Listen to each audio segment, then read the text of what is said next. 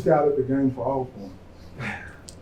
Coach Medlock. Coach Medlock is a scout on this game, and we're ready to get prepared to play the next game. And the Oregon game is over, and we're on to Alcorn State. What's your reaction to yesterday's news that James is ruled ineligible and they're kind of going through the NCAA process?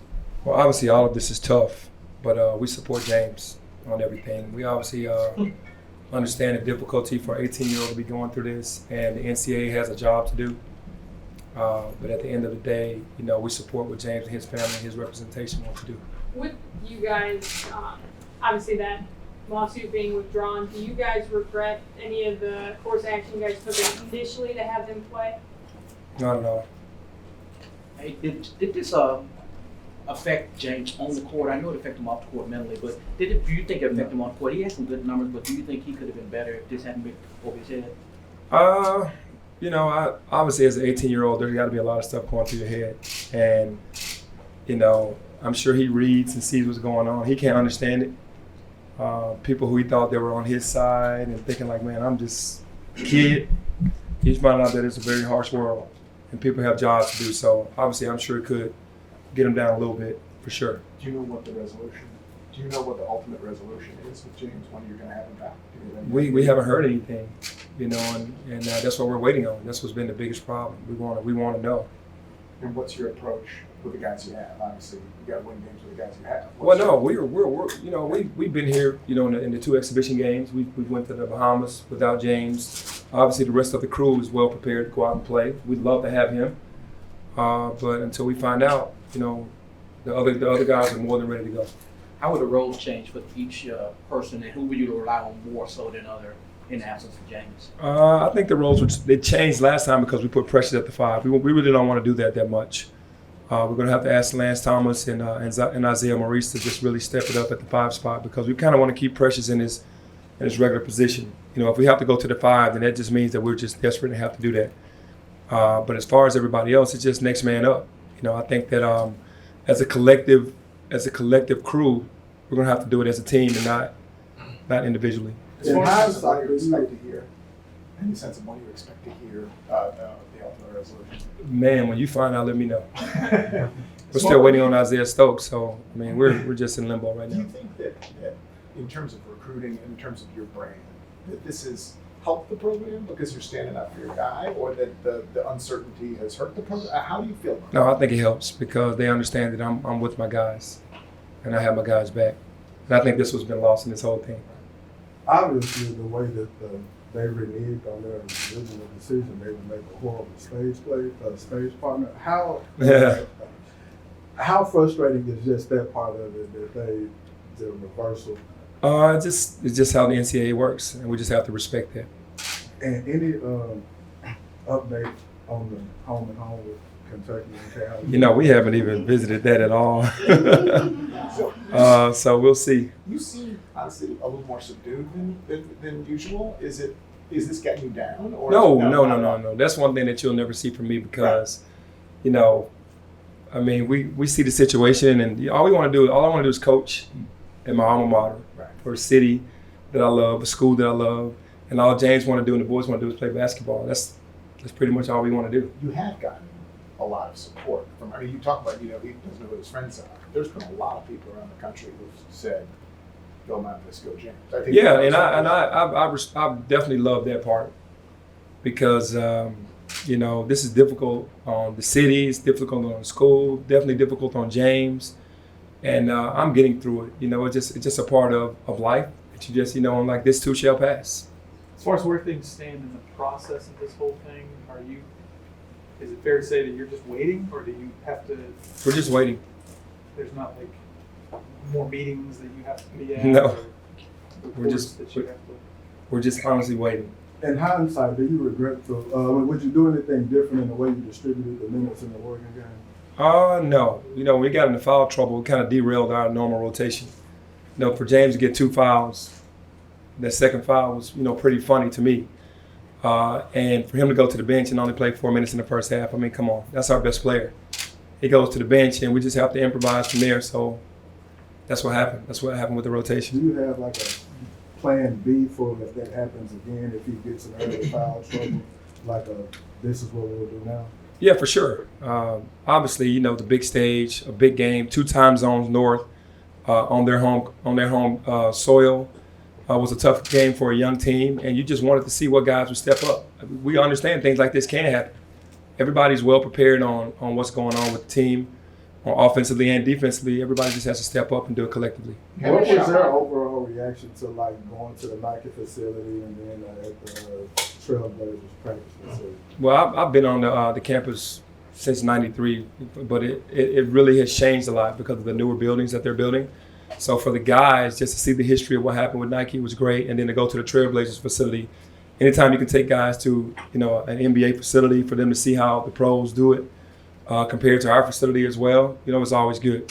You said you support James, like you're behind him, and that's getting lost in this. Yesterday, the school essentially ruled him ineligible and is saying something happened here. Do you disagree with how this whole situation has been interpreted in terms of like a rule was violated? No comment. Best case scenario as far as an outcome, what would that be in your mind for? That the reinstatement happens quickly and that he doesn't have to miss any games. That would be ideal. A lot of your roster has played with or known James for a long time. How does that help them support him and be there for him across all this? Yeah, I mean, these kids have been playing in all-star games and in camps and on AAU teams for years, and they know each other and they understand the situation. I'm sure it's hard for them to understand why it's happening, but they're going to support him because he's their brother. How Shady, important you guys will it be to have have a talked about- resolution, just you all be able to move forward? That's the main thing.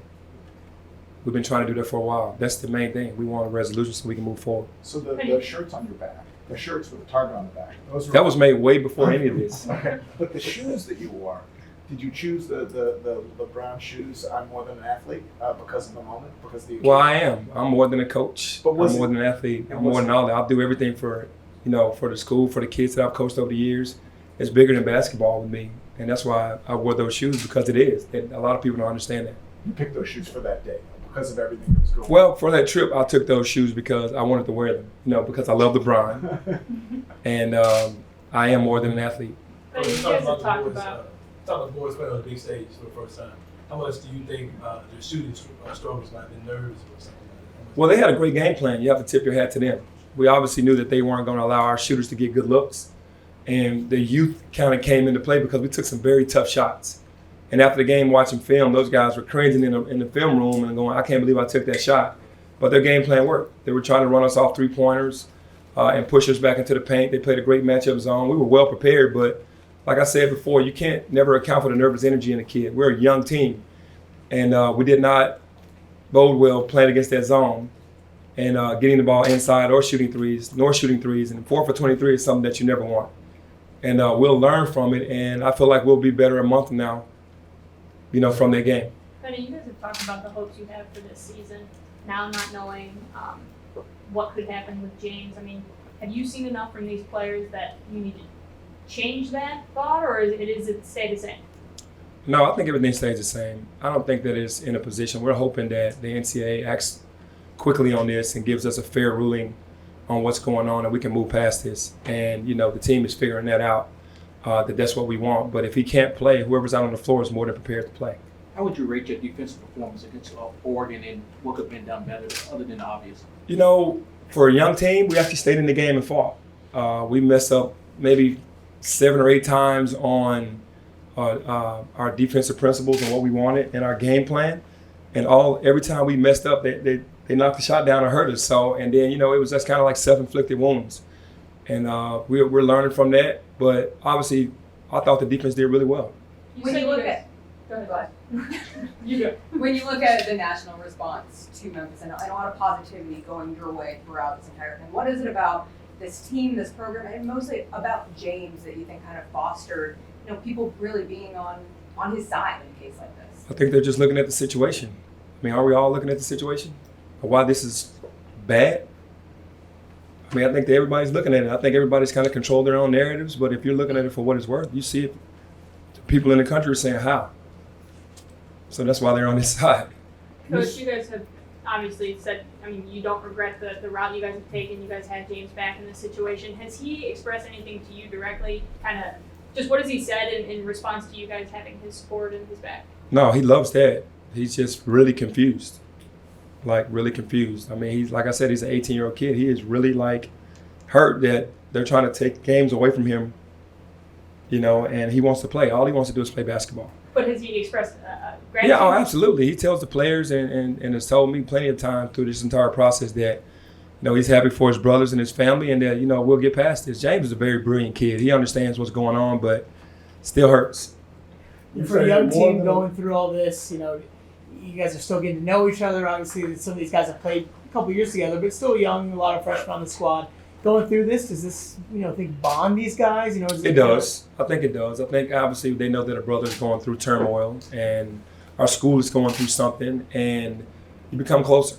And that's what's happening right now. You're more than a coach. You're more than an athlete. So for those that don't know or may be wondering, who is Kenny Hardaway? I'm more than a coach, more than an athlete. But no, I just, man, this is, to me, it's a beautiful thing to be back in my alma mater, and I'm happy to be back. I want to do something special for the city and for the school, and that's all my plans were from the very beginning when I took this job. And did you hear from anybody nationally when you withdrew the lawsuit?